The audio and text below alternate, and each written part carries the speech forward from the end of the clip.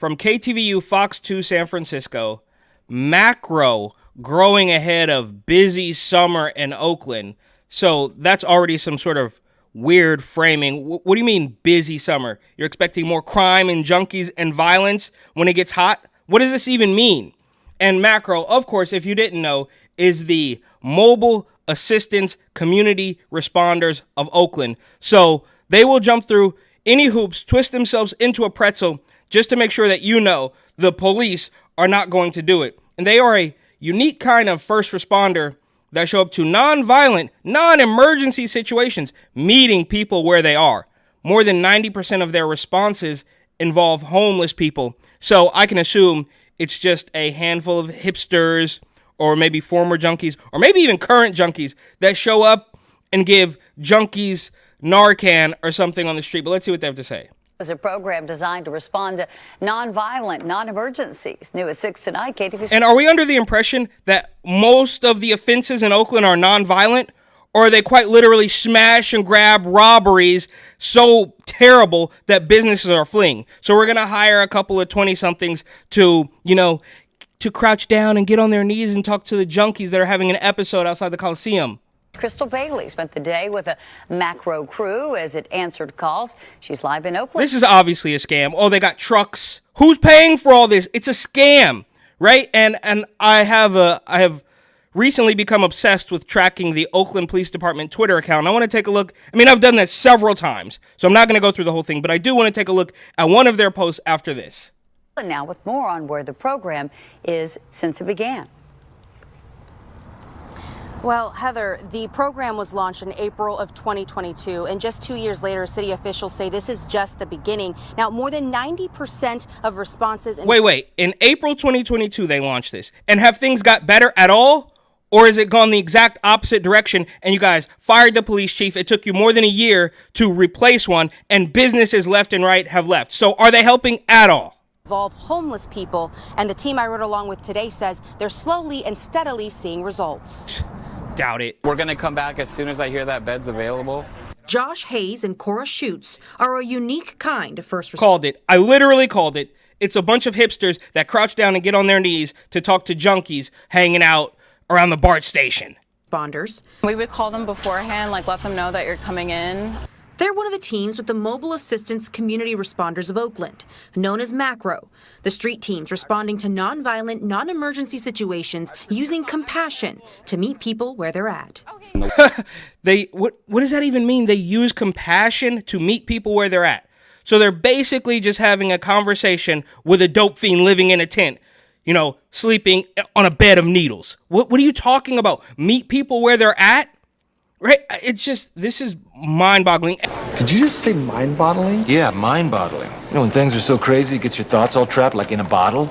And again, I don't want all of these videos. I don't want to constantly be talking about Oakland, but that's where I'm from. I really have no choice. And it is head and shoulders worse than almost any other place. New York puts up a fight. Of course, I'm very familiar with New York as well. And they do have the criminal illegals running wild and the squatters. But with all that, California and the Bay Area specifically is still almost worse, right? You don't hear, okay, in New York, businesses are shutting down. But every day, images go viral of all the businesses that closed in San Francisco just right across the bay from Oakland.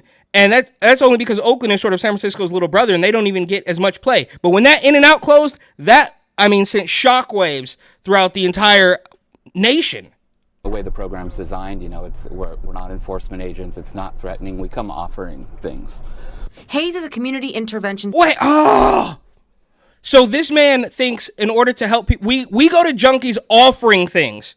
So we feed the bums. That's what we're doing, and that's supposed to help. It's not going to work, and they have complete control.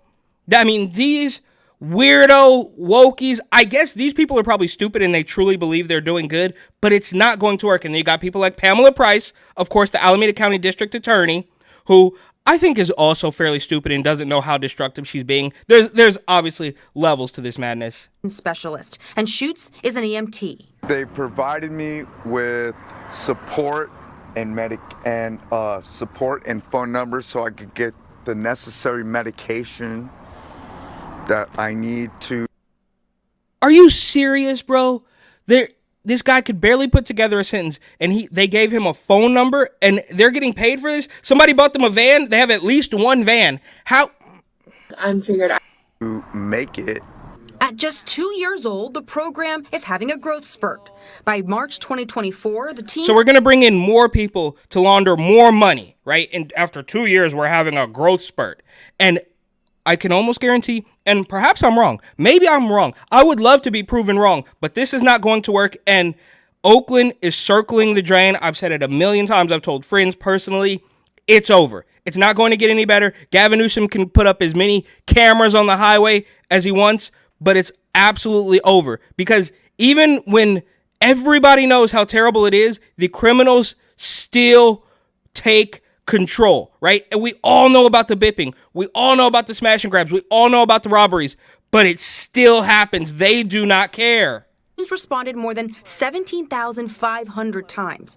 There are 11 responders now, but by the end of April, the program will triple its staff. There were 4 macro teams out on Wednesday, with the goal to double that by the time the rookies are ready to hit the streets this summer.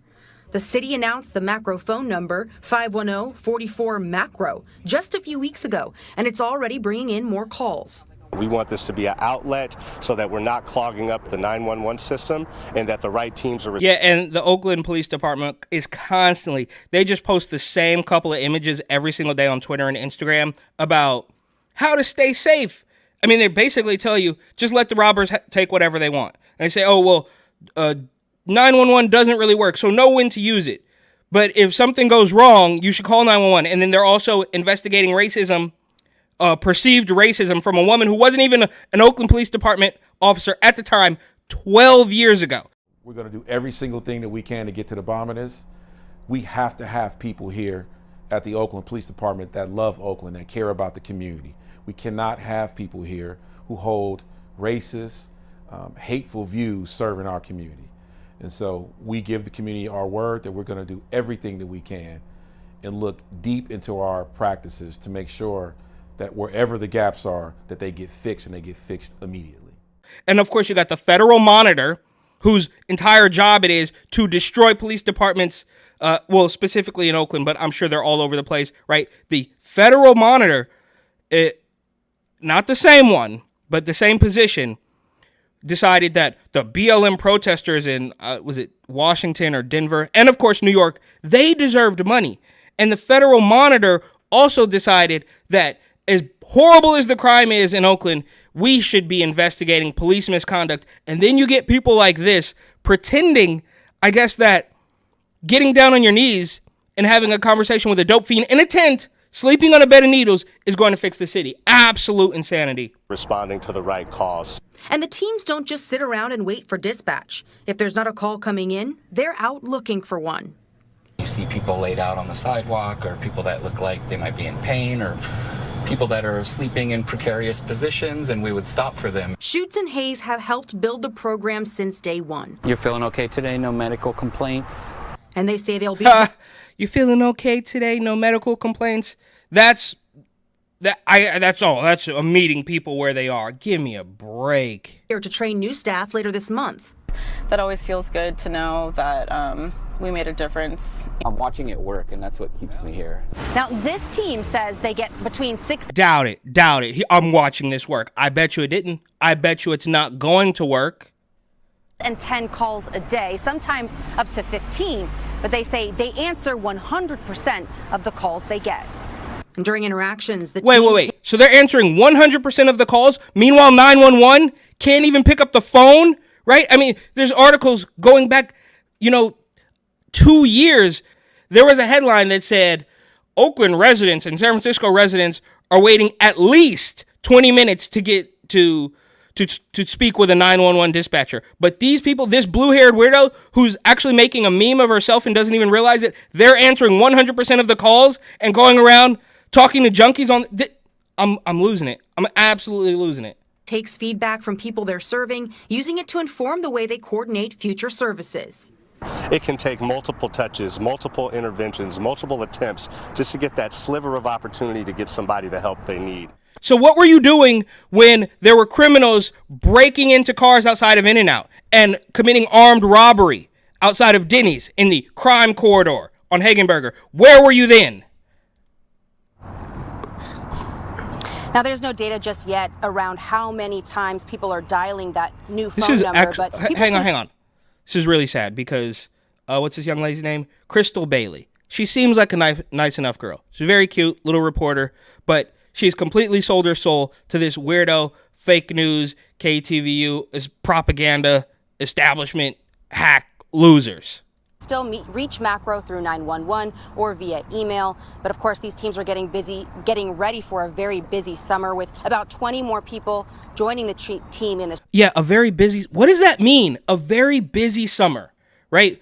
We're getting ready for the junkies to overflow on the streets because they're shooting fentanyl in the heat.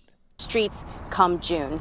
I'm live in Oakland. Heather, back to you. Yeah, obviously we're still waiting on some. Okay, all right, whatever. It doesn't matter. But really quickly, this is just a taste of what's going on at the Oakland Police Department.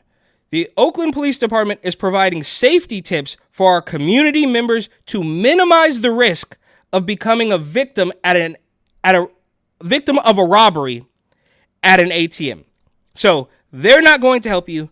911's not going to work, but they're paying, I assume, thousands, if not millions of dollars to those hipsters with blue hair to talk to the junkies hanging out in a tent. So, public safety advisory, ATM robberies, reduce your risk.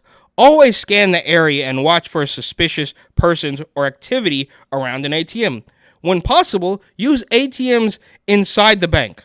Following your withdrawal, put your cash away immediately. When leaving an ATM location, make sure you are not being followed. If you are being followed, drive to a safe place, including the police department or fire station. Call 911. And also, I'm sure the bank is going to put up a sign that says, no robberies here.